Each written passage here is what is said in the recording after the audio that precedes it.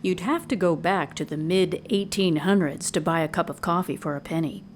That's also around the time when the U.S. discontinued a few of its circulating coins. Generally, we've discontinued things because they're no longer useful. That's why I think they got rid of the half-cent and the 2-cent piece and the 3-cent pieces. And then they had half dimes, which we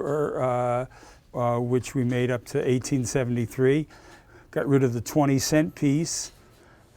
The dime today is roughly worth what the half-cent was back in those days. So when you think about how this country reacts politically and socially when we talk about discontinuing just the Lincoln cent, think about if we said, well, we're going to cut out the nickel and we're going to cut out the dime at the same time. So it was a significant impact.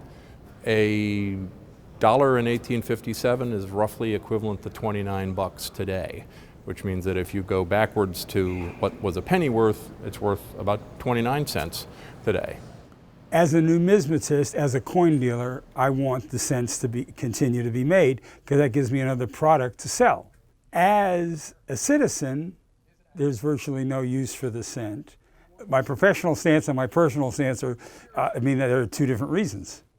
It has endured for 200 years, partly because it's been an important part of commercial activity in the beginning, and now we're kind of at the tail end of its relevance as a commercial item, but now you have social and political sentimentality around it, and that's going to drive whatever happens. I also think if you bear in mind our recent experience with portraiture on the $10 and the $20 bill, that there's an awful lot of emotion associated with Lincoln's portrait on the cent. And even though he's on the $5 bill, I think that when you start talking about eliminating the penny, you're talking about eliminating a historical figure from our everyday currency, and I think that's a tough road to hoe also.